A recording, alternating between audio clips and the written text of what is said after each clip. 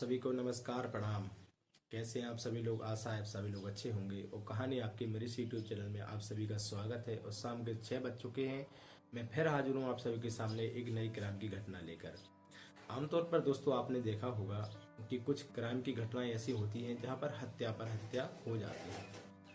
कुछ ऐसी कहानियां रही होंगी जहां पर पति को अगर अपनी पत्नी के ऊपर शक है या अगर अपनी पत्नी को किसी के साथ शारीरिक संबंध बनाती हुई देख लेता है तो वो उसको जान से मार देता है या तलाक दे देता है या घर से निकाल देता है। लेकिन आज की कहानी में कुछ ऐसा हटके है दोस्तों। जब ये बात सोशल मीडिया पर प्रकाशित होती है तो लोगों को विश्वास नहीं हो रहा था कि ये कहानी वाकई में सच है या मनगढ़ंत है। लेकिन कहानी एकदम सच है दोस्तों, और जिसे सुनने के बाद शायद आपको भी अपने कानों पर विश्वास नहीं होगा। कहानी को स्टार्ट करते हैं दोस्तों। तो नमस्कार प्रणाम आप सभी को। कहानी आपकी मेरे यूट्यूब चैनल में आप सभी का स्वागत है दोस्तों।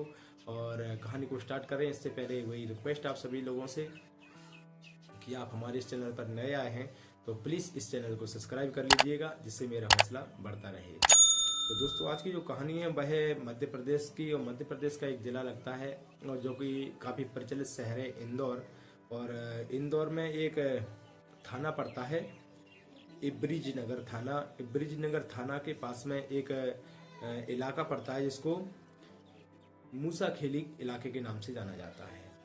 तभी उसी मूसा खेली इलाके में एक परिवार रहा करता है जिसमें 5 लोग थे, जिसमें से एक का नाम, जो परिवार का मुखिया है उसका नाम विजय था और उसकी पत्नी का नाम था प्रियंका। साथ में उनके 3 बच्चे थे, 2 बेटियां और 1 बेटा। वो हालांकि छोटे छोटे थे दोस्तों, तभी घर परिवार का खर्चा बढ़ जाता है। और प्रियंका थी जो देखने में बेहद ज़्यादा खूबसूरत थी।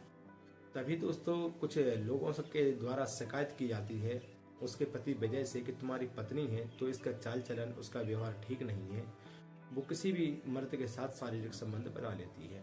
अब बात कितनी झूठ है कितनी सही है इसका कोई प्रूफ हालांकि नहीं था, लेकिन कहते हैं कि किसी के ऊपर उंगली खामखा नहीं उठती है, कुछ ना कुछ वजह रहती है, शायद कुछ वजह रही होगी।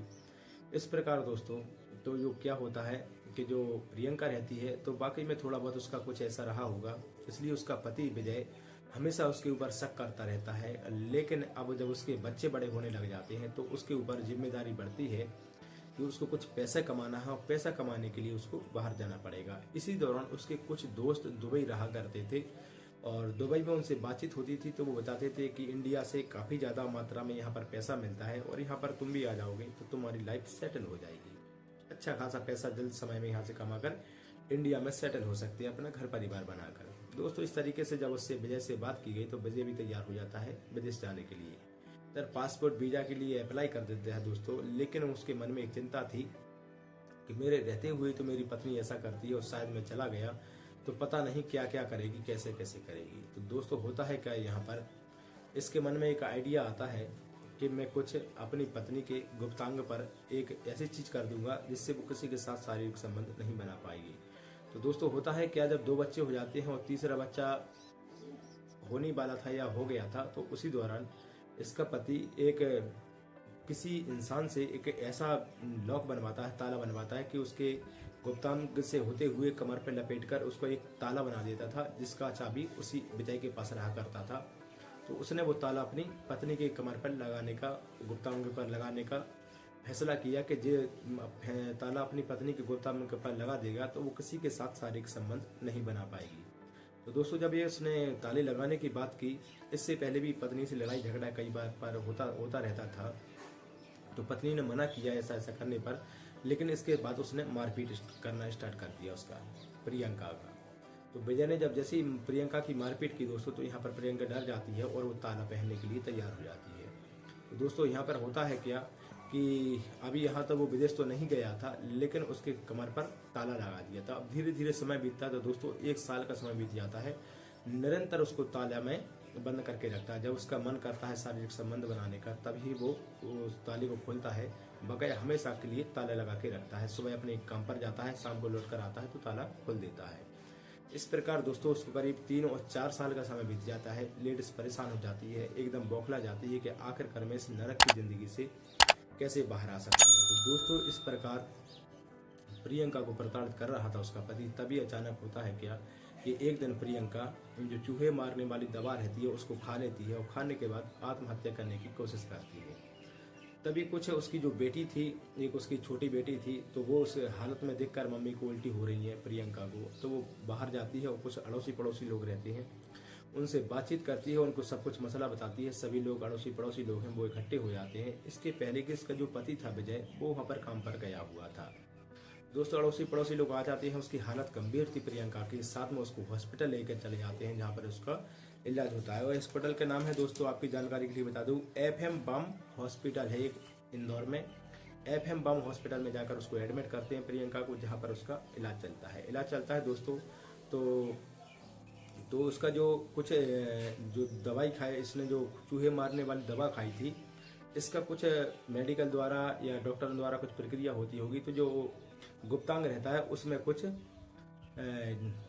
ट्यूब्स या कुछ बाम वगैरह से लगाने का सिस्टम था। तो डॉक्टरों ने जब लगाने की कोशिश की, तो उन्होंने कपड़े उठाकर देखा कि उसके गुप्तांग पर ताला लगा हुआ है। दोस्तों जब इस बात को पूरे हॉस्पिटल वालों ने देखा, तो कहीं ना कहीं उन्हें विश्वास नहीं हो रहा था कि ये बात क्या है। तभी दोस्तों इस बात की सूचना उसको दी जाती है पुलिस वालों को। पुलिस वाले भी आते हैं, कुछ लेडीज कांस्टेबल पुलिस भी आती हैं, लेडीज अधिकारी भी आती हैं।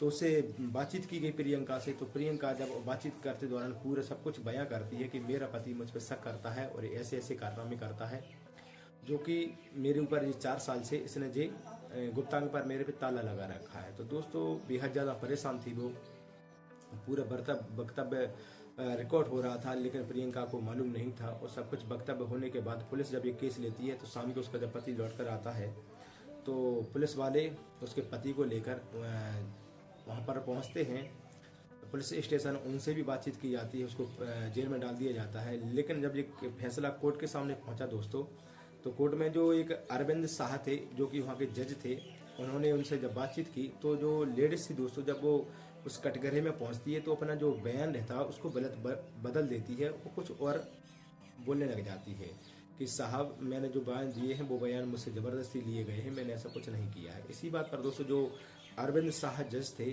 उस समय उन्होंने डांटा फटकारा किसको, पुलिस वालों को, वकीलों के लिए, तुमने ऐसा क्यों किया। तभी वो कहते हैं कि साहब, पुलिस वाले के साहब, जो इसके वक्तव्य है वो हमारे पास वीडियो में रिकॉर्ड है, वीडियो में रिकॉर्ड होने के बाद अब उनको देख सकते हैं। तो दोस्तों कोर्ट के आदेश के बाद, अरविंद साहब जो जज थे उनके आदेश के बाद, पुलिस वाले वो वीडियो फुटेज उनके सामने रखते हैं, जो इस महिला ने पूरा बयान दिया था हॉस्पिटल में। तो उसी के आधार पर इसके पति को जब सजा हो रही थी, तो वो पूछते हैं जज साहब कि आखिरकार तुम इस अपराधी पति को क्यों बचाना चाहती हो।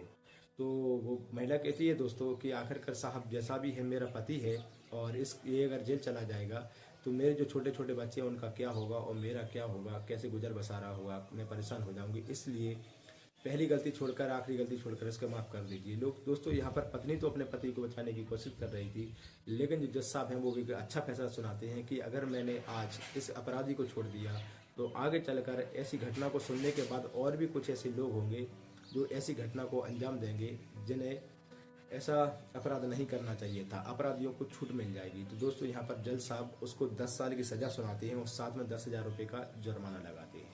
तो दोस्तों आज की ये रही घटना, और इस घटना को सुनाने का उद्देश्य मेरे किसी को ठेस पहुंचाना या परेशान करना नहीं है, बल्कि आपको जागरूक करना, आपको सतर्क करना है कि आपके साथ या आपके सहयोगियों के साथ अगर ऐसा कुछ हो रहा है, तो प्लीज़ आप जाकर इसका सामना कीजिए, पुलिस की सहायता लीजिए, अपने कानून पर विश्वास कीजिए, कोर्ट के पास जाइए, आपको इंसाफ जरूर मिलेगा। और कुछ गलत कदम उठाने से पहले 100 बार सोच लीजिएगा।